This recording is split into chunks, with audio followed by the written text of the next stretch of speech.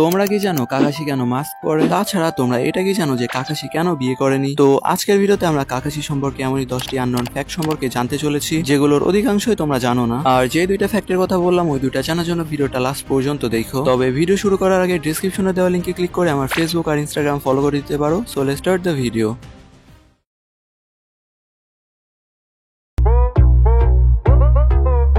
তোমরা কি জানো হিরোজেন সারুটোবি মারা যাওয়ার পরে যখন ফিফথ হোকাগে চুজ করার সময় আসে তখন ভিলেজ এল্ডার্স আর জিরায়ে মিলে কাকাশিকে ফিফথ হোকাগের একজন ক্যান্ডিডেট হিসাবে ধরে। তবে পরে জিরায়ে কাকাশিকে বাদ দিয়ে সোনাটাকে ফিফথ হোকাগে বানানোর জন্য বলে, এবং তার সাথে কাকাশিও তখন প্রস্তুত ছিল না, যে জন্য সে ফিফথ হোকাগের প্লেসটা নিজেও নিতে চায়নি, কারণ হিরোজেন সারুটোবি মারা যাওয়া সবকিছু একদম হঠাৎ করে হয়েছিল এবং সেই কারণে সে মানা করে দেয়।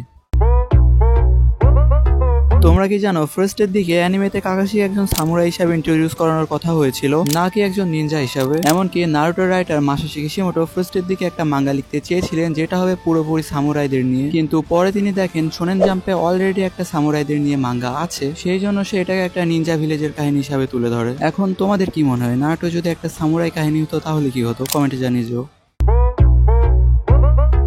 তোমরা কি জানো কাকাশির নাম শুধু একটা নাম না, এরও একটা হিউজ মিনিং আছে। আমরা যেমন জানি কাকাশি নামটা দুইটা শব্দ দিয়ে তৈরি হয়েছে, একটা হলো কাকাশি আর একটা হলো হাতাকে, দুইটা একসাথে করে কাকাশি হাতাকে। তো কাকাশি অর্থ হলো স্কেয়ার ক্রো আর হাতাকে অর্থ হলো ফার্মল্যান্ড। তো এই দুইটার মিনিং যদি একসাথে করা হয় তাহলে হয় scarecrow in the farmland.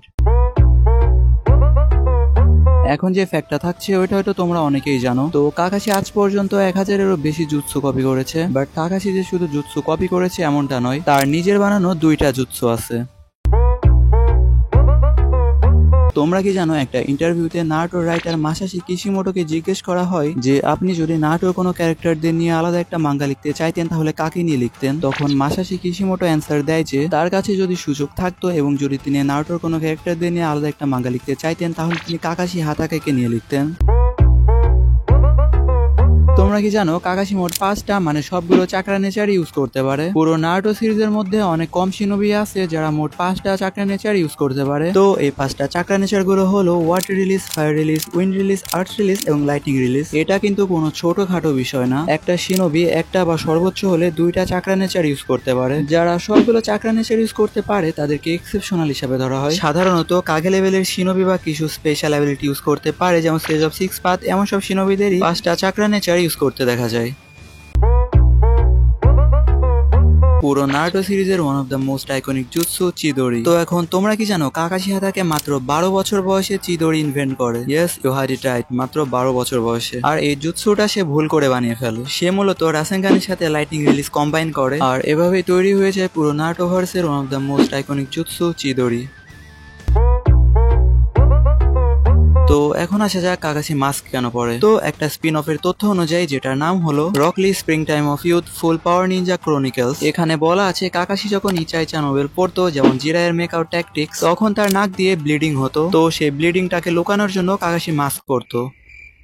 Seriously? তো এখন আসা যাক আমাদের ভিডিও লাস্ট ফ্যাক্ট নাম্বার 1। তোমরা কি জানো কাকাশি বিয়ে কেন করেনি? তো এটার একটা না দুইটা না অনেকগুলো থিওরি আছে। তো তার মধ্যে থেকে একটা থিওরি এটা বলে যে আজ পর্যন্ত কাকাশির যত বিলাভড ওয়ান ছিল, মানে কাকাশি যাদেরকে ভালোবেসেছে, তারা সবাই মারা গেছে। যেমন কাকাশির বাবা সাকুমো হাতাকে, রিন, ওবিতো, মিনাটো, কুশিনা সবাই মারা গেছে। তাই কাকাশি মনে করে তার উপর এটা একটা কার্স, এবং সে কারণে কাকাশি কাউকে বিয়ে করেনি। যদি বিয়ে করতো তাহলে কাকাশির মতে সেও মারা যেতে পারতো। আসলে অনেকগুলো থিওরির মধ্যে আমার কাছে এটাই ভ্যালিড লাগলো, সে কারণে আমি এটাই বললাম। সো হ্যাঁ, আজকের জন্য পর্যন্তই। তো ভিডিওটা কেমন লাগলো সেটা তোমরা কমেন্টে জানিয়ে যেও। আমার ফেসবুক পেজ আর ইনস্টাগ্রামটাকে ফলো করতে ভুলো না কিন্তু। আর চাইলে তুমি আমাদের ডিসকর্ড সার্ভারেও জয়েন হইতে পারো। আর তোমরা কি জানো রিন মারা না গেলে কি হতো সেটা জানতে তোমার স্ক্রিনে দেওয়া ভিডিওর উপরে ক্লিক করো। তো দেখা হচ্ছে তোমাদের সাথে ওই ভিডিওতে। সায়োনারা।